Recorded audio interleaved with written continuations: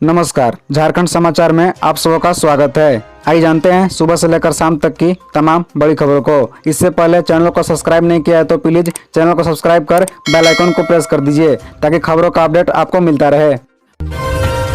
मनरेगा घोटाले की जांच से संपत्ति की जब्ती तक, ईडी ने कैसे ढहाया पूजा सिंघल के काले धन का साम्राज्य। दरअसल आपको बता दें कि ईडी ने झारखंड के निलंबित आईएएस अधिकारी पूजा सिंघल व उनके पति अभिषेक झा की 82.77 करोड़ की संपत्ति गुरुवार को जब्त कर ली है। इनमें से अभिषेक झा के स्वामित्व वाले पल्स सुपर स्पेशलिटी अस्पताल, pulse diagnostic centre and imaging centre और रांची स्थित 2 प्लॉट शामिल है। ईडी द्वारा प्रोविजनल अटैचमेंट के बाद भी अस्पताल व डायग्नोस्टिक सेंटर का संचालन जारी रहेगा। इस दौरान एजुकेटिंग अथॉरिटी में मामला जाएगा। ईडी ने प्रेस विज्ञप्ति जारी कर बताया है कि पुलिस व एंटी करप्शन ब्यूरो में दर्ज कई एफआईआर के आधार पर एजेंसी ने मनरेगा घोटाले में पीएमएलए के तहत जांच शुरू की थी। जांच में सामने आया कि मनरेगा घोटाले से अर्जित पैसों को पूजा सिंघल व उनके रिश्तेदारों के अलग अलग बैंक खातों में जमा कराया गया। पद का दुरुपयोग कर पूजा सिंघल ने बाद में भी काफी अवैध कमाई की। यह उनकी आय से काफी अधिक संपत्ति थी। पूजा सिंघल ने अवैध तरीके से अर्जित संपत्ति का निवेश अस्पताल निर्माण व अचल संपत्ति की खरीद में किया। मुख्यमंत्री हेमंत सोरेन ने सीओ मोटो ऑनलाइन म्यूटेशन प्रक्रिया की शुरुआत की। जाने क्या होगा फायदा। दरअसल आपको बता दें कि मुख्यमंत्री हेमंत सोरेन ने कहा कि जमीन की खरीद बिक्री में पारदर्शिता सुनिश्चित करने के लिए सरकार ने कई अहम कदम उठाई है। इसी कड़ी में सीओ मोटो ऑनलाइन म्यूटेशन प्रक्रिया का शुभारंभ किया गया है। यह एक ऐतिहासिक पहल है। अब लोगों को जमीन के रजिस्ट्री के बाद म्यूटेशन के लिए आवेदन की जरूरत नहीं होगी। ये बातें मुख्यमंत्री हेमंत सोरेन ने गुरुवार को सीओ मोटो ऑनलाइन म्यूटेशन की प्रक्रिया शुरू करते हुए कही। मुख्यमंत्री ने कहा कि सीओ मोटो म्यूटेशन से बिचौलियों की घुसपैठ खत्म हो जाएगी। उन्होंने अधिकारियों से ग्रामीण क्षेत्रों में इस प्रक्रिया का प्रचार प्रसार सुनिश्चित करने को कहा। सीएम ने कहा कि राज्य सरकार जल्द ही एक कार्य योजना तैयार कर रही है ताकि बुजुर्गों को कचहरी का चक्कर काटना न पड़े और उनके कार्य आसानी से हो सके। मौके पर मंत्री आलमगीर आलम, सदानंद भोक्ता, मुख्यमंत्री के प्रधान सचिव राजीव अरुण नेका, मुख्यमंत्री के सचिव विनय कुमार चौबे तथा राजस्व विभाग के सचिव के सोन आदि मौजूद थे। पंकज मिश्रा करीबी दावे यादव की तलाश तेज, ईडी ने इन ठिकानों पर मारा छापा। दरअसल आपको बता दें कि मुख्यमंत्री के विधायक पत्नी से पंकज मिश्रा करीबी दावे यादव की तलाश में गुरुवार को ईडी ने साहिबगंज में कई जगह पर छापेमारी की। इसके लिए ईडी की 5 सदस्यीय टीम दोपहर करीब 1 बजे रांची से उस जगह पर पहुंची थी। टीम का नेतृत्व जांच एजेंसी के सहायक निदेशक देवव्रत झा कर रहे थे। ईडी की टीम ने यहाँ पहुंचकर सीधे सकरगढ़ स्थित स्वीटी पैलेस पहुंचकर जांच की। हालांकि वहाँ कोई भी नहीं मिला। ईडी को शिकायत मिली थी कि स्वीटी पैलेस इस समय दावे यादव के कब्जे में है। ईडी के अधिकारियों ने स्वीटी पैलेस के आसपास के लोगों से मकान में रहने वाले लोगों के बारे में जानकारी ली। इस मकान की कीमत लाखों की आंकी जा रही है। ईडी ने स्वीटी पैलेस के ऊपरी हिस्से को सील करने की योजना बनाई है। वैसे गुरुवार को इस दिशा में कोई कार्रवाई नहीं हुई है। इधर ईडी की टीम जिला निबंधन कार्यालय जाकर स्वीटी पैलेस व एक अन्य भवन के बारे में जानकारी हासिल की। वहां से निकलने के बाद ईडी के अधिकारियों ने सकरगढ़ में निर्माणाधीन 2-3 मकान को भी देखा, लेकिन यहाँ कोई कार्रवाई नहीं की। देर शाम ईडी की टीम ने मिर्जा चौकी की ओर निकल गई थी। कुख्यात नक्सली मिसिल बसरे दस्ते के साथ मुठभेड़ में 5 जवान घायल, 2 नक्सलियों को भी लगी गोली। दरअसल आपको बता दें कि पश्चिमी सिंहभूम के कोल्हान जंगल में गुरुवार सुबह नक्सलियों के मुठभेड़ में सुरक्षा बलों के 5 जवान घायल हो गए। 2 नक्सलियों को भी घायल होने का दावा किया गया है। गोइलकेरा और टोटो थाना क्षेत्र के छोटा कोयड़ा और सूरज बरू के पास यह मुठभेड़ 1 करोड़ के इनामी नक्सली मिसिल बसेरा दस्ते के साथ हुई। मुठभेड़ में घायल जवानों को एयरलिफ्ट कर रांची लाया गया। यहाँ इन्हें मेडिकल अस्पताल में भर्ती कराया गया है, जहाँ सभी के हालात खतरे से बाहर है। एसपी आशुतोष शेखर ने बताया कि घायल सूरज कुमार व सुनील लकड़ा के पैर में गोली लगी है, जबकि बुद्धदेव को छारा लगा है। कृष्ण देव व dog handler Sandeep S mortar दागते समय जख्मी हुए थे। आपको बता दें कि 1 करोड़ के इनामी नक्सली मिसिर बसेरा, 100 सदस्य व 25 लाख के इनामी लालचंद्र हेमरेम आदि के मौजूदगी की सूचना पर सर्च ऑपरेशन चला जा रहा है। इस दौरान जवानों को देख दस्ते ने फायरिंग शुरू कर दी, जिसमें 5 जवान घायल हो गए।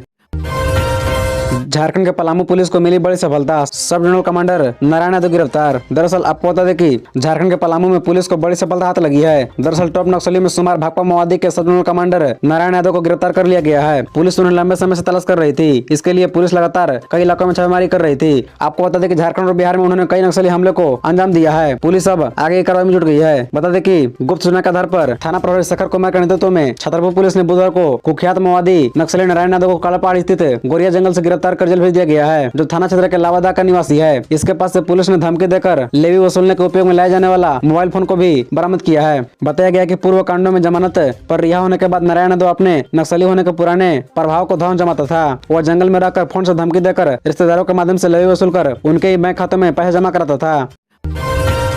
फिर हेमंत सोरेन पर हमलावर हुए लोबिन हेम्ब्रम, कहा सरकार की नींद हराम कर देंगे। दरअसल आपको बता दें कि झारखंड में सत्तारूढ़ झारखंड मुक्ति मोर्चा का वरिष्ठ विधायक लोबिन हेम्ब्रम ने फिर से अपनी सरकार के खिलाफ मोर्चा खोल दिया है। कल्याण विभाग द्वारा संचालित छात्रावासों में अव्यवस्था के मसले पर हेमंत सोरेन की अगुवाई वाली महागठबंधन सरकार पर हमला बोलते हुए लोबिन हेम्ब्रम ने कहा कि उनकी नींद हराम कर देंगे। लोबिन हेम्ब्रम गुरुवार को राजधानी दुमका में छात्र समन्वय समिति द्वारा आयोजित महारैली में शामिल हुए थे। महारैली में शामिल बोरियो विधायक लोबिन हेम्ब्रम ने कहा कि निर्धारित समय सीमा के अंदर छात्रावासियों की समस्या का समाधान नहीं हुआ तो हम सरकार की नींद हराम कर देंगे। हाल ही में एसटी गर्ल्स हॉस्टल में आगजनी की घटना पर चिंता जताते हुए झामुमो विधायक ने कहा कि सरकार को सभी छात्रावासों में मूलभूत सुविधा मुहैया कराना चाहिए, यह नहीं मिल रहा है। किसी भी छात्रावास में न तो रसोईया है और न ही रात्रि प्रहरी। उन्होंने कहा कि कल्याण विभाग को जो करोड़ों रुपए का जो बजट मिलता है वो पैसा कहाँ जाता है। उन्होंने कहा कि मैं सत्ताधारी दल का विधायक हूँ, लेकिन आज भी धरना में बैठना मेरी मजबूरी है। हर जिले में होगी रैली, सरकार जनता को जताएगी आभार। सीएम के साथ हर जिले का दौरा कर यूपीए के नेता बताएंगे सरकार की उपलब्धियां। दरअसल आपको बता दें कि गठबंधन दलों के सीनियर लीडर मुख्यमंत्री एवं झामुमो के कार्यकारी अध्यक्ष हेमंत सोरेन के नेतृत्व में हर जिले में 2 दिनों का दौरा करेंगे। इस दौरान रैली का आयोजन कर जनता से रूबरू होंगे। गठबंधन के नेता जनता को यह बताएंगे कि किस तरह से राज्य सरकार को आपदस्त करने का प्रयास किया गया। इसके बावजूद जनता के अपार समर्थन से इसे विफल कर दिया गया। दौरा के क्रम में गठबंधन के नेता इसके लिए जनता को आभार भी प्रकट करेंगे। गुरुवार को मुख्यमंत्री हेमंत सोरेन की अध्यक्षता में प्रोजेक्ट भवन में आयोजित गठबंधन दलों के नेताओं की बैठक में यह निर्णय लिया गया, जिसमें कांग्रेस राजद व झामुमो के नेता शामिल थे। बैठक में यह निर्णय लिया गया कि हाल के कुछ माह में सरकार ने जो नीतिगत निर्णय लिए हैं, जैसे ओबीसी आरक्षण, 1932 का खतियान आदि जैसे संबंधित जानकारी भी रैली के माध्यम से जनता को दी जाएगी। बताया जाएगा कि राज्य सरकार पूरी तरह से अपनी जनता के लिए समर्पित है और जनता के लिए काम करना ही सरकार की प्राथमिकता है। कुछ लोगों द्वारा सरकार के बारे में भ्रम फैलाने का भी काम किया जा रहा है, इससे भी जनता को सचेत किया जाएगा। रैली में सरकार अपनी सभी उपलब्धियों से जनता को अवगत कराएगी।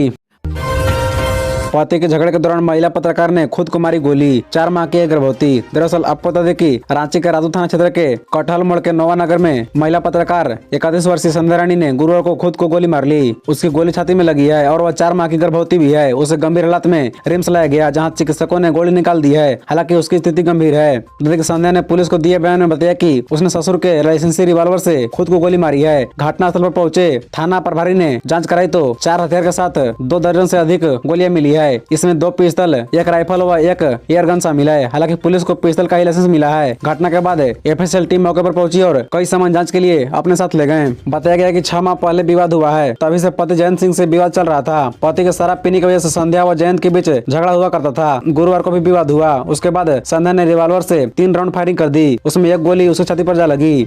खबरों से जुड़े रहने के लिए चैनल को सब्सक्राइब, वीडियो को लाइक एवं एक दूसरे से शेयर जरूर करें। धन्यवाद।